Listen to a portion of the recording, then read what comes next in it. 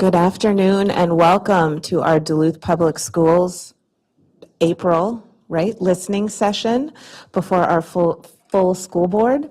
We're glad to have you all here, and we will begin with roll call from Clerk Micasell. Member Banks. Here. Member Dirk Eater. Present. Member Loeffler Kemp. Here. Member Lofald. Here. I am here. Member Sadowski. Here. Member Williams is excused. Superintendent Magus. Here. Assistant Superintendent Bonds. Present. Deputy Clerk Zunich. Here. Executive Director of HR and Operations Teresa Severance. Present. And it looks like our student rep from East, Ms. Dean. Present. Thank you. Thank you, Clerk Micasell. Now we'll turn it over to Member Lofald to talk about our civility. So one of the things we've always adopted for the Duluth Public Schools is to follow the civility code. And as long as I've come to school board meetings and even before I was seated on the board, I remember this policy being a big program and a big way that we like to begin our meetings. Usually we would go over our mission, our values, and our vision, but that will come during our regular meeting. I invite you all to stay for that.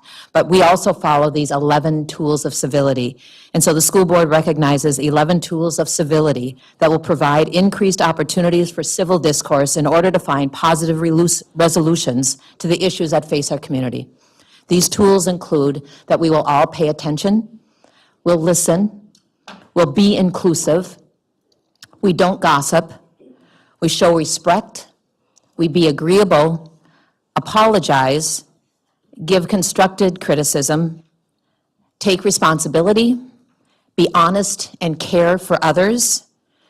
And our 11th one is show your evidence and share your reasoning. And again, we've adopted this philosophy, and it was encouraged by the Speak Your Piece, the Civility Project, developed here in Duluth, Minnesota, and then modeled throughout the city and the country. So thank you all for coming. And I turn it to Clerk Micasell to go over the guidelines for our listening session tonight. Thank you. Listening session information that should have gone out to all of our speakers, but so we all know. If you have handouts for the board, please give them to our school board secretary, Paquette, up here. Persons addressing the board will have 3 minutes total. When speaking, the use of negatively personally identifiable language is not permitted. Persons addressing the board may not merge their time in order to allow one person to speak for more than 3 minutes. The clerk of the board will start the stoplight timer, which is up here, at the start of each person's time. Green means go, yellow means wrap up, and red means stop. When the red light comes on, Chair Eater will gavel to signal you to end. And in the interest of respect for every listening session speaker, please hold any commentary during the speaker's time until they are finished. Thank you. Thank you. And I just want to take a minute to reiterate that we are very serious about not using individual names of employees in the district. If that does happen, that will be an opportunity for me to gavel. So I just want to make sure that we're all clear. With that being said, again, we want to welcome you here, and I'd like to bring up Andrea Glib. Just want to give Andrea a chance if she's here.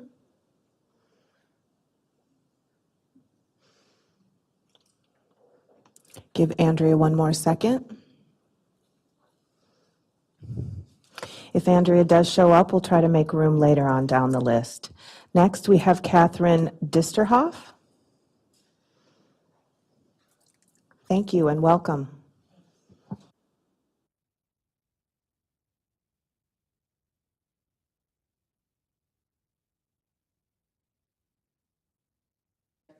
Oh, green, gotcha.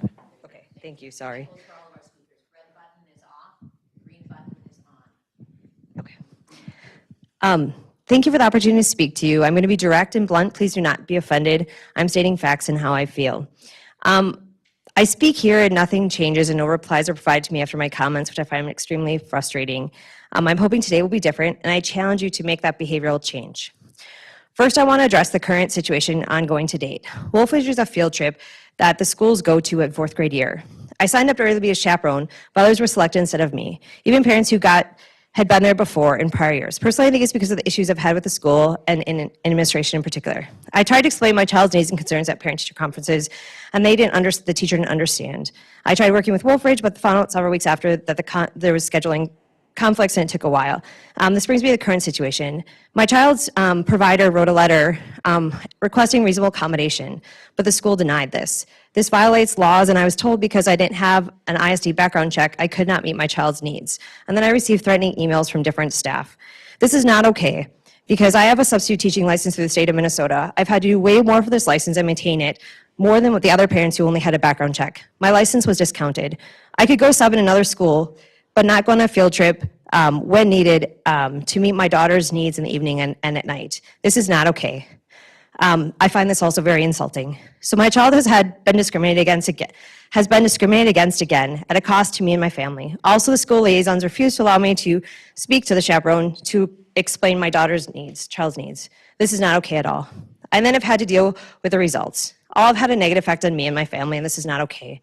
I sent all the school board and the admin about the situation. I received no response. I did a follow-up and received no response again. I then did phone call and received no response. This is not okay. I'm providing and explaining a situation. Someone should be there to explain it.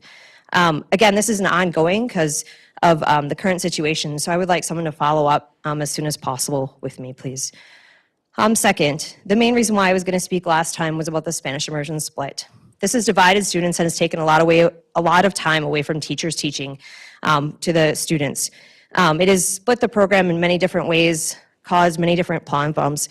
It has left many families to make difficult choices, which again is not okay. I made an email request on March 27th of 2025 to allow another student to stay at Lowell, who would have to go to Myers-Wilkins. I explained the situation in the email. I received no reply or follow-up from the school board or the district's administration. This is not okay. When will someone get back to me about this and allow this? These are my child's lives you are messing with, and it has a huge effect on them in a negative way. Please be proactive rather than passive and do nothing. Thank you for your time. Thank you. Next, we have Margaret McMahon.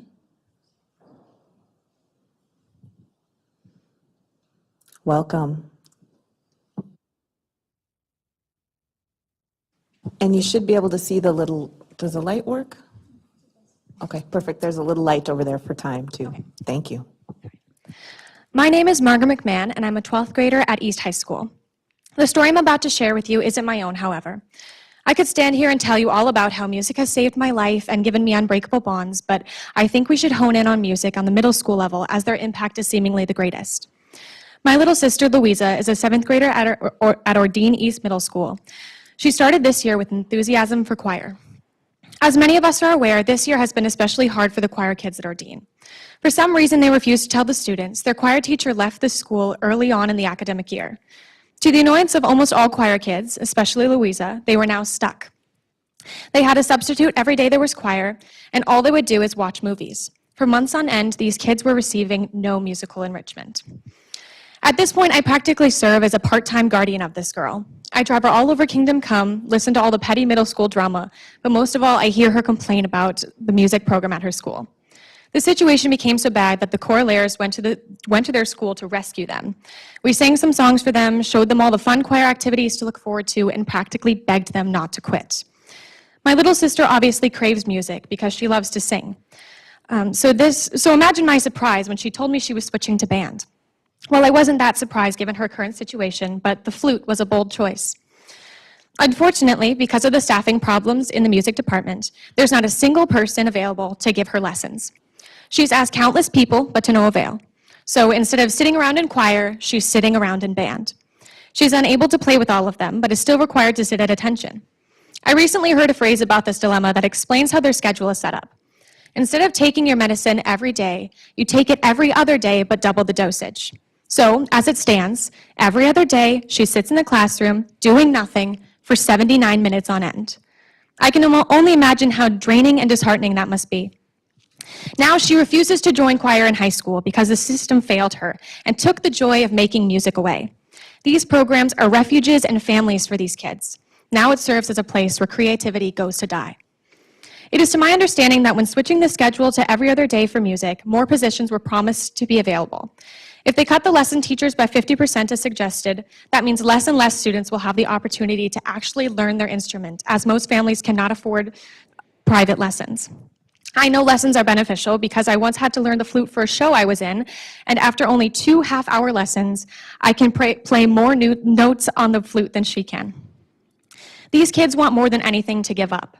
But when they see all the role models losing hope and letting go, it's disheartening. So I urge you, show these kids that you actually care about their future. Tell them their dreams aren't worth giving up, and please, please don't give up on them.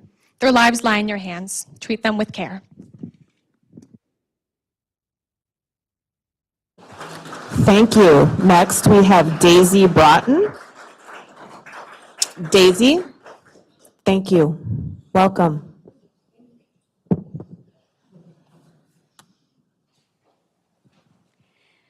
We have 4 children. The youngest is a senior at East.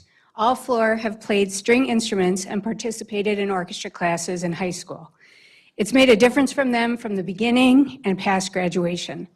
One of my kids was having trouble as she learned to read, tracking from left to right, and reading music made a huge difference for her and improved her reading skills. I have kids with personalities and strengths that are very different from each other, but they all found close friends and camaraderie with their classmates in music. We could afford to pay for lessons, but some of their stand partners couldn't. And the music program provided an opportunity for all of the kids to excel. None of my kids will be professional musicians, but their involvement in music helped them get into college and continues to enrich their lives. Our oldest son, who loved math and music, played violin through college and now is in a physics PhD program at Princeton. Our middle son is the president of the U.S. Naval Academy Orchestra. When I asked him today what he thought about music at East, he said it was a great opportunity to practice discipline and creativity. My daughter, who graduated from St. Olaf, said, "The orchestra classes I took through my time at ISD 709 were pivotal in shaping my understanding of the importance of hard work and dedication. Music class prepared me just as much, if not more, than upper-level CITS and honors courses. The Duluth East Music Program played an essential role in developing my resilience, discipline, and the study and practice skills necessary for success in 300-level college coursework. While I was never first chair, the impact orchestra had on my work ethic, personal development, and ability to collaborate to meet professional standards continues to guide me as I work in a clinical setting and pursue a career in medicine. Our youngest son will play viola at Georgetown in the fall, and none of them would be where they are now without the district's music program. The music program was a large part of why our kids went to the public schools. With more educational alternatives in the community, it is a strength not to be squandered and on which to be built. I encourage you to revisit the high school 7-period day. When was a great opportunity for music collaboration. Consider making the life skills courses elective and optimize students who want to choose to continue music in foreign languages. My seniors' experience of pause days, for the most part, has been an experience of lost learning opportunities. Most particularly, please support the middle school lesson teachers and preserve music teachers' FTE across the district. Thank you. Next, we have Torrin Peterson.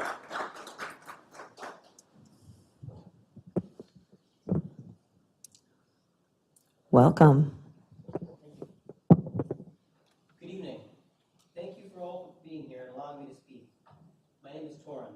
I'm a senior and music student at ISD 709 at Duluth East High School. Orchestra has given me my most valuable friends, experiences, and skills. Long hours of practicing for a concert or gig have taught me the value of hard work. I've proven myself, my teachers, and others that if I set my mind to something, there's no challenge I can't grow above. I've learned how to ask for help when I'm struggling on a piece, and when to take the lead or follow in a way that benefits not just me, but all the ensemble. I've had the privilege of performing some of the best music written for strings, playing at venues like the Deck, Gitchy Gaming Club, and the Depot, and here. All this is possible only because of our school district funding and support, both of which have been sadly lacking for numerous years. With plans being made to cut the few existing resources we still have, resources like lesson teachers in the middle school. These educators are providing help to overworked teachers, and they deliver private lessons which teach vital skills needed for any player in their early development. These skills will allow them to succeed in high school and beyond. I can personally attest that without lessons back in middle school, I would be nowhere near the level I am today. Without district funding, only families who can afford lessons will be able to champion their child's success. I ask you, does that sound equitable? I don't think it does. At East High School, in order to facilitate a 7-period day, we've had our daily rehearsal time trimmed down from 53 minutes to a slim 47. This may not seem like much, only 6 minutes, but over the course of the year, it adds up to over 60 hours of missed rehearsal time. That's crazy, and it's unacceptable. This new schedule also cut out wind, which was a critical time for us to fine-tune our repertoire. Students and faculty were told pause days to become a surrogate replacement for wind and help balance out the new changes. This has not been the case. Those pause days are needed for students to catch up on clubs and excess homework, now generated by a 7-period day. A quality education should aim at creating a well-rounded individual, and it should strive to support a multitude of opportunities for students to go above and beyond the basic classroom learning. Activities like orchestra provide a vital lifeline for keeping students interested in and attending school. And if I'm being very honest and forthright with you, I don't think I would enjoy school at all if I didn't have music, and I didn't have that looking forward for me at the end of the day. Thank you for letting me speak tonight. Thank you. Mr. Hessian?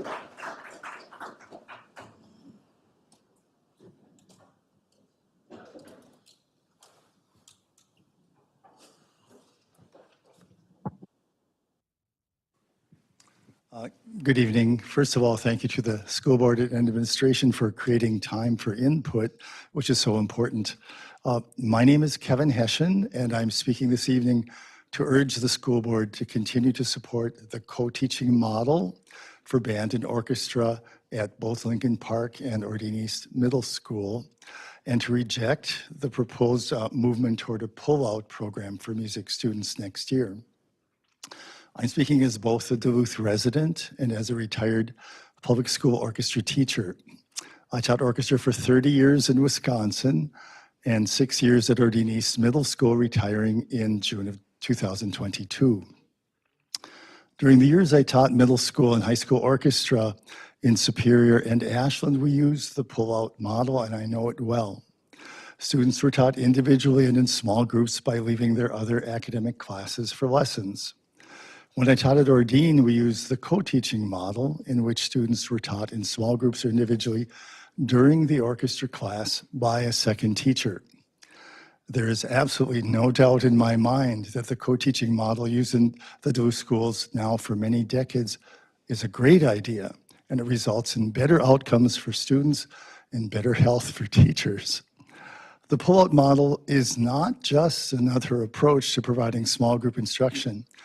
In my experience, my belief is it's vastly inferior, and if adopted, will result in a drastic reduction in small group contact between music teachers and students, perhaps 50% less or even worse. Many of you in this room recall about 2 years ago, well, several years ago, during COVID, the co-teaching positions were cut because there was no in-person learning. Upon returning to classroom instruction, we were surprised and very disappointed that the co-teaching positions were not funded. There was, I have to say, an avalanche of support from the community, all areas of the community, in support of these co-teaching positions, just recognizing their value. We were, I have to say, completely overjoyed when we were informed that, yes, they would be returned to the students, and they were later that year.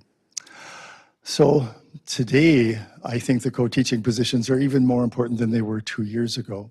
The new middle school schedule, which is a wonderful idea, now allows for more electives. What dream I always had when I was teaching was that more students would stay in orchestra in 8th grade. And now they do. There are far more students who are, I understand from what I've heard, in orchestra and band in 8th grade than before. So the need is greater than it was 2 years ago. Also, the flex time, what used to be called wind, there's a great deal of that in the new schedule.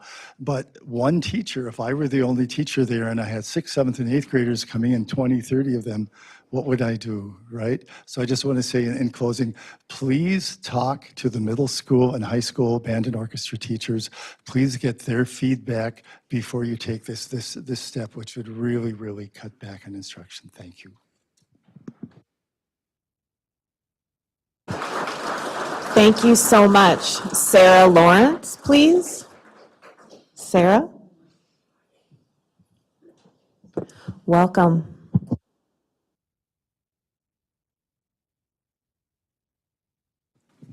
I'm here to share my concerns about cuts to the middle school co-teaching positions and to suggest that we begin to reverse previous music cuts as soon as possible.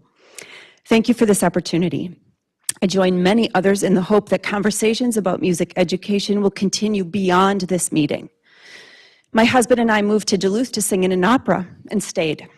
We are parents of a Lincoln Park 7th grader. My job in arts administration keeps me in frequent contact with music educators, elementary school students, and community members of all ages.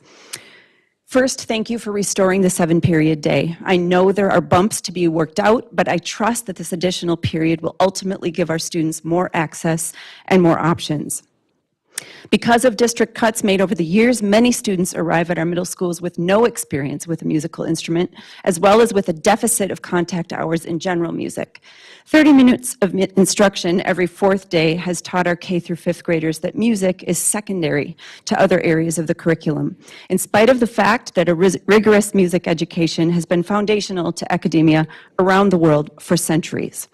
Our elementary school situation is a recipe for burnout and high turnover for our teachers, and in spite of their efforts, it essentially trains out the love of music in many of our students. In short, we are making music bad for our children and our teachers.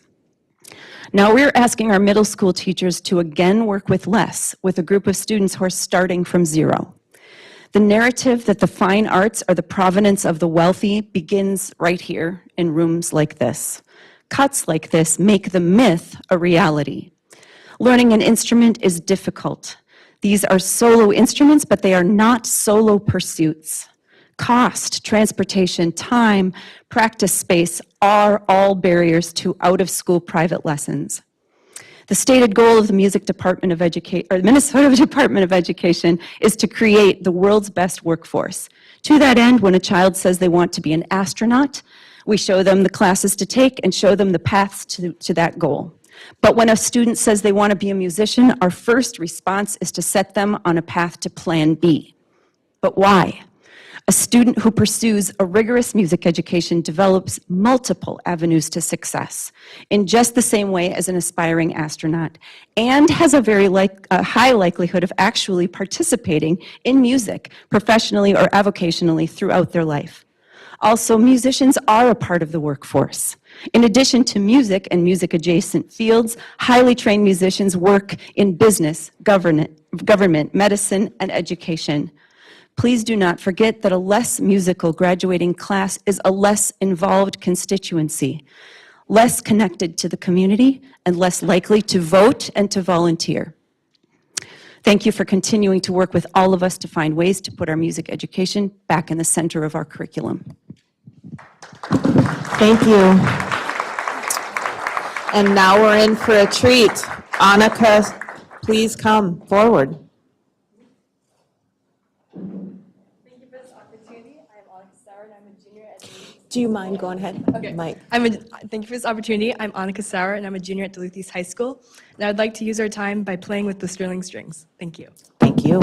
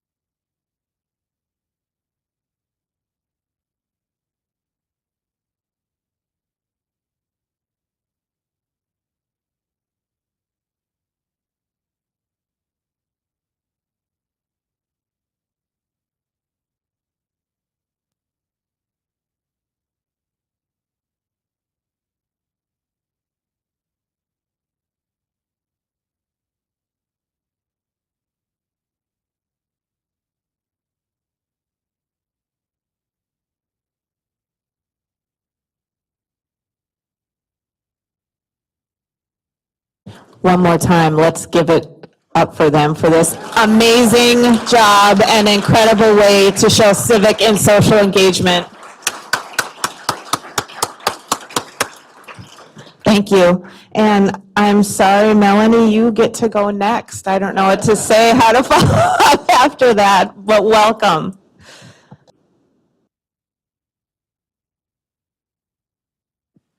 Thank you. Now that's a product of the co-teaching model right there.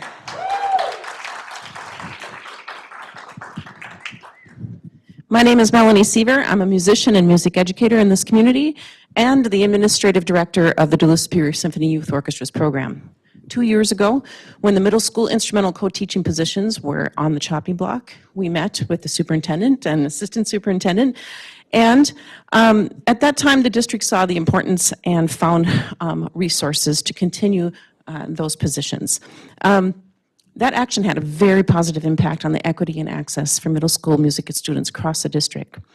The co-teaching model, formed in part in response to the elimination of starting instruments in the earlier grades, has been a cornerstone of instrumental music in ISD 709 middle schools for more than a generation. It's been widely supported by parents, school board members, teachers, students, and community. In our meeting with the superintendent and others on last Friday, I learned of imminent proposed cuts to these same positions for next year.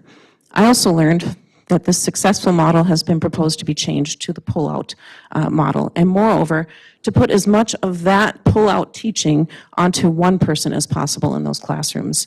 This raises many concerns which need to be addressed and which I don't have time for here.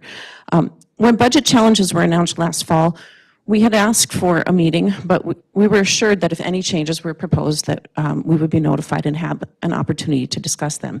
In January, we witnessed changes happening at one of the schools and to the teaching model, and then we also learned that the co-teachers had been displaced for next fall.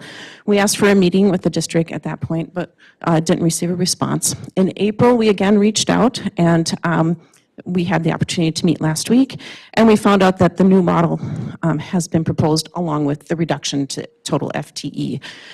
Now, this sounds like a done deal to us, and we have not had an opportunity for community input. And as far as I know from my conversations, I don't think that those who have the most vested interest in these changes, the music educators in the school district, are aware of these changes yet.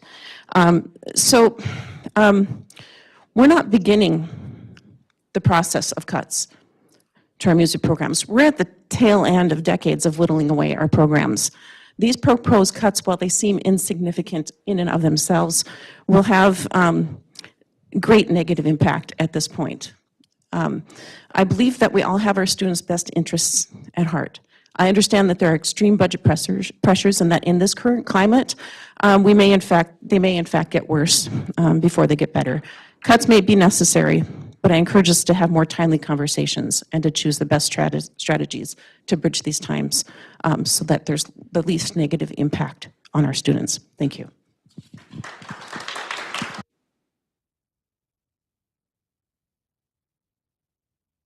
Thank you. Frances Wittenberg, please. Welcome.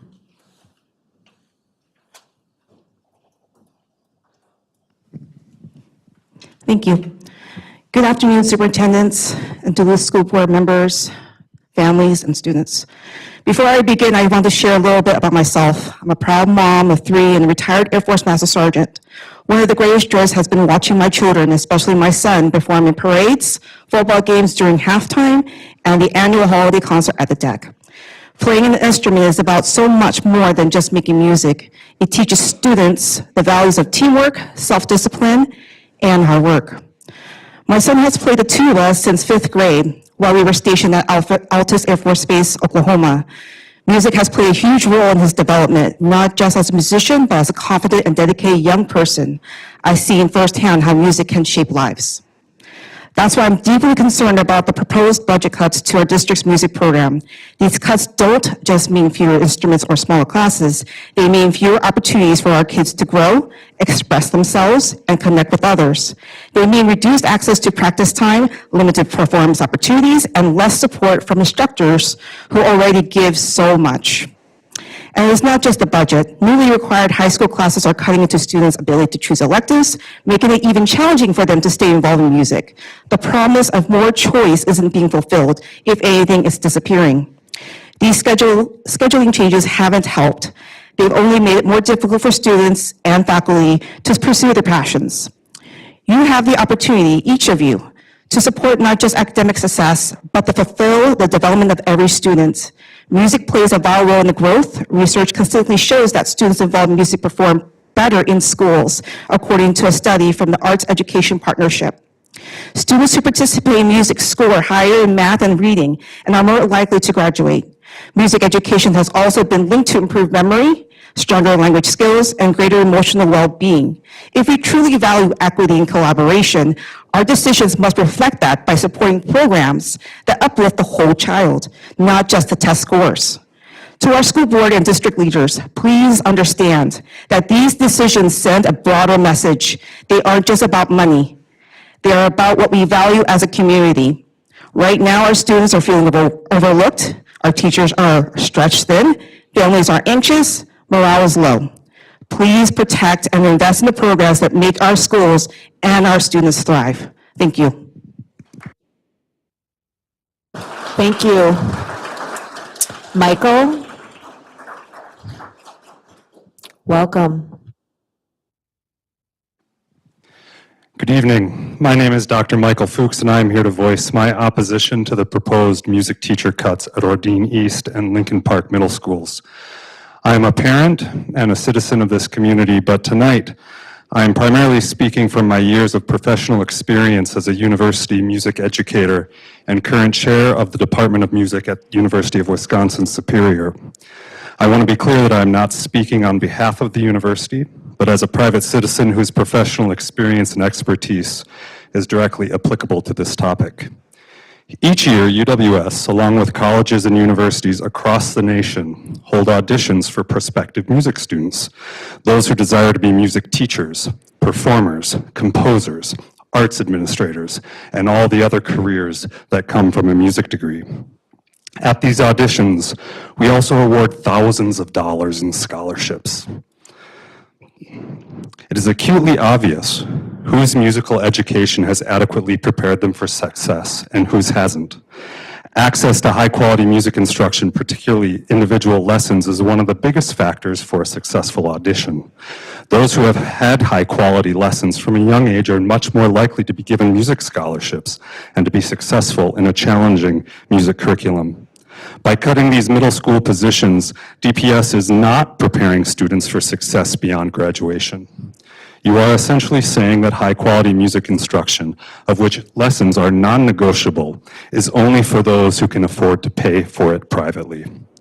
These cuts codify a status quo of inequality and make high-quality music instruction a privilege for the few instead of an opportunity for all.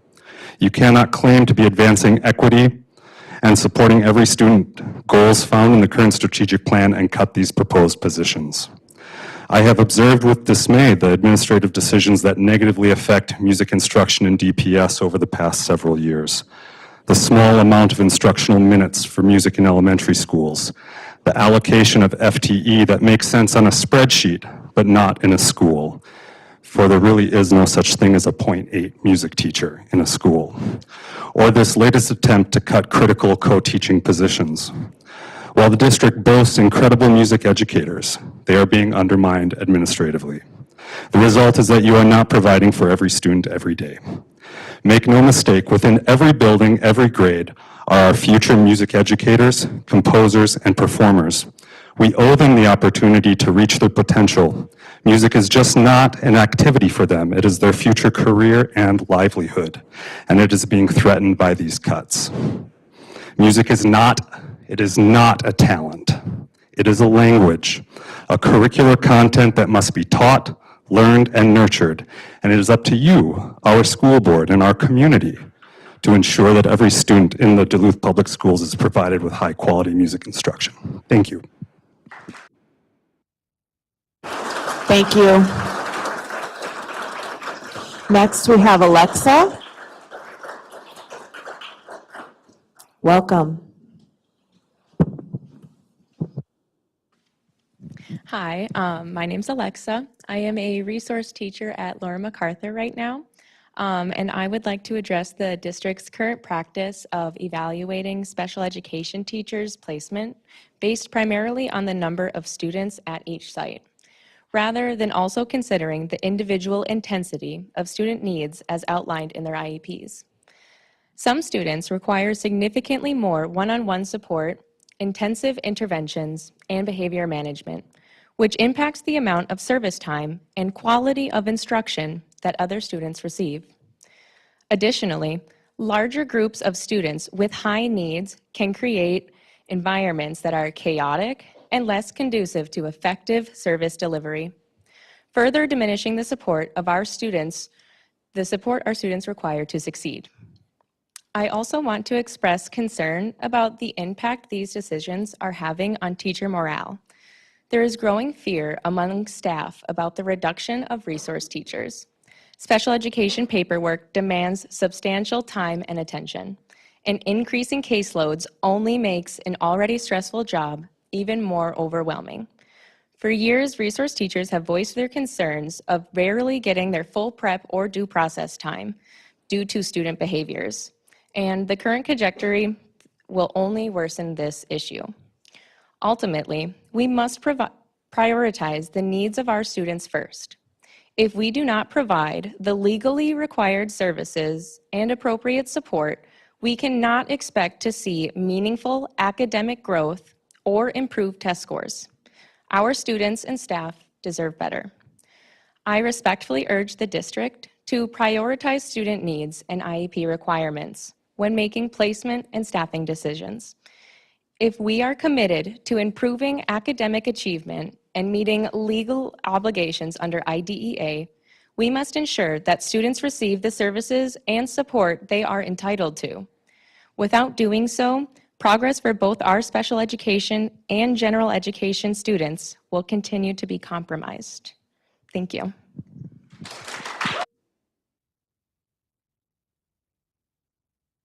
Thank you. Matilda, welcome.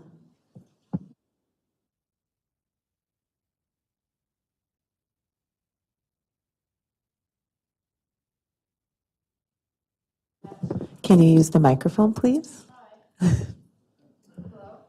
Push the, Hello. there it is. Hi. Thank you. I am currently a junior at Duluth East High School.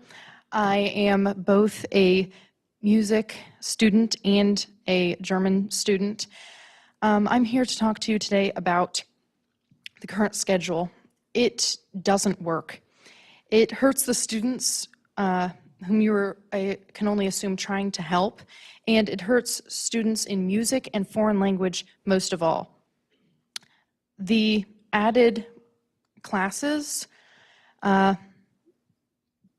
made it so that students couldn't fully use the 7th hour you were trying to give them. Now students have to drop music classes and language classes more than they did before. Not having WIN has made it so students have enrolled in study halls more than they ever have before. One of my teachers actually told me that study hall enrollment had doubled since last year. We tried to help not being able to use this WIN time in music by having sectionals. These didn't really work because unlike zero-hour ensembles, sectionals weren't only for the people who were willing to show up. They were for everyone, and everyone wasn't willing to show up.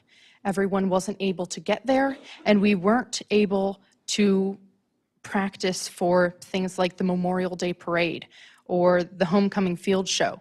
no one got to see those performances that normally the band would be able to perform. I would like to say that these required classes, 3 of them, aren't necessary. You could just make students have 3 extra elective requirements. This would work, and it wouldn't cut into student schedules. Thank you for your time. Thank you. Erica? Welcome. Okay, good evening. I feel left out of the music party, not speaking about music tonight, but that's also really important. Good evening, my name's Erica Drengler, and I'm here as a union steward for Laura MacArthur Elementary, and I'm here talking about the cuts proposed for next year for our special ed resource position. I know these are difficult financial times, and every position in our district is important and serves our students. But when cuts were announced earlier this year and we found out about the reduction to FTE for the special education department at Laura MacArthur, I was approached by many of the staff at Laura MacArthur who are very concerned. And they're concerned about next year because they don't know that they'll be able to meet the needs of their students. The special education teachers are fearful that they won't be able to meet the minutes. They won't have enough time in their day to meet the required service minutes for the students they serve on IEPs. The general education teachers are terrified that they're going to be left on their own because so many of the students we serve have behavior plans as part of their IEPs, and those are managed by the case managers as well. So with reduced capacity, that's going to suffer. We were told that these cuts were made based on caseload, so just straight numbers of student receiving special education services, rather than looking at service minutes or specific needs of the student. And that's a big concern because we have some students who are receiving up to 150 minutes a day of service minutes, many receiving 90 minutes a day. So those students count the exact same as a student who's straight LD reading, only getting 30 minutes a day of reading instruction. But there's a big discrepancy in the amount of time that is legally required to have that student being served. And then with the number of students we have on behavior plans, those check-ins happen with case managers too. So in addition to scheduling groups, they're also having to find time to check in on those things. We also have heard recently that we're losing 2 Setting 3 paraprofessionals next year. This will deeply impact our most vulnerable students, and there's a lot of fear in how the folks left behind will be able to maintain the needs those students need to be successful in school. We're asking that if there is any flexibility, these are positions that you consider first reinstating, the special education position and the paraprofessional positions. We're also asking that in future, when staffing decisions are made specifically towards special education, they're made with the use of student need service minutes rather than just straight caseload numbers, because we know students are complex and the number doesn't tell the whole story. Thank you so much for your time and your consideration. Thank you.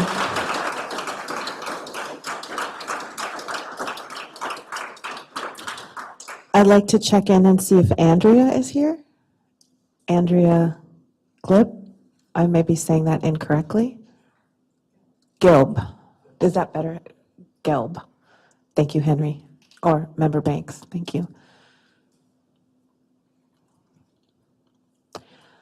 As I don't see Andrea here, I would invite everybody to stay. We'll be talking about many of these same issues during the superintendent's report today. So if you'd like to hear that, please stay. And school board meetings are just a ripping good time. So thank you all so much. And again, can we just applaud our Sterling Strings? Thank you.